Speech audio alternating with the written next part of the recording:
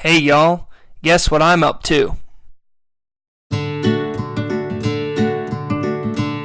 Good evening, cowboys, cowgirls, and outlaws. Welcome to the Slick Sixguns Network. I'm your host, Slick Sixguns, and I'm here to provide education, tips, and community for those interested in the Western shooting sports. If you're interested in stuff like that, make sure you hit that subscribe button and that notifications bell so you don't miss anything.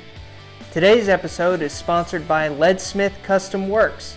Be sure to check them out in the description section of this video. Also in the description section is a link to our Patreon account if you feel like supporting us. Now let's pack our wagons and see what's being discovered out west. The flat surface on the round ball is known as a sprue cut.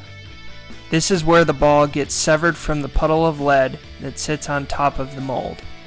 This sprue cut is relatively low profiled. It is customary to load the ball with the sprue cut facing up toward the muzzle end of the cylinder.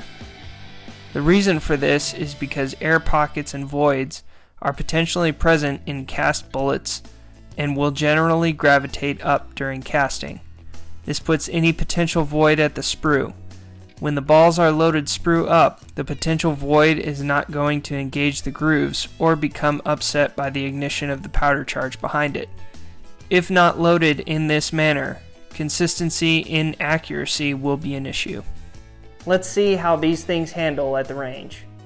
First, I pour 20 grains of F GoX powder into my powder measurer, and then I pour into each of the 5 chambers of the revolver. Next, I take a round ball and then seat it against the powder charge using the rammer under the barrel, ensuring that the sprue cut is toward the muzzle to maintain consistency for each shot.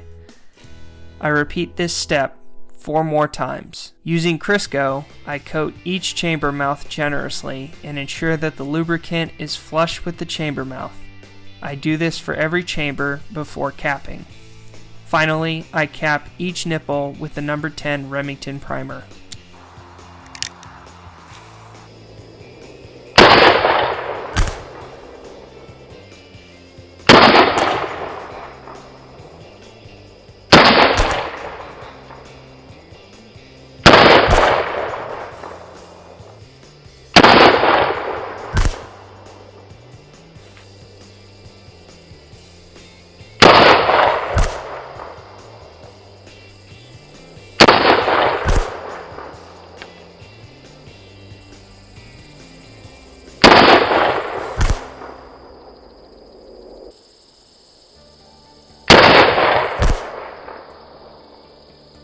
My first group was inconsistent as I was trying to find the weapon's point of aim on the target.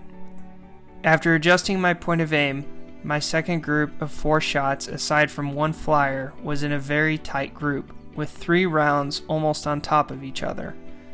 Overall, these round balls are aesthetically pleasing to the eye and are extremely consistent in accuracy if loaded properly and with no variation in powder charges. Stay tuned for future episodes to see how round balls are used in the Western shooting sports.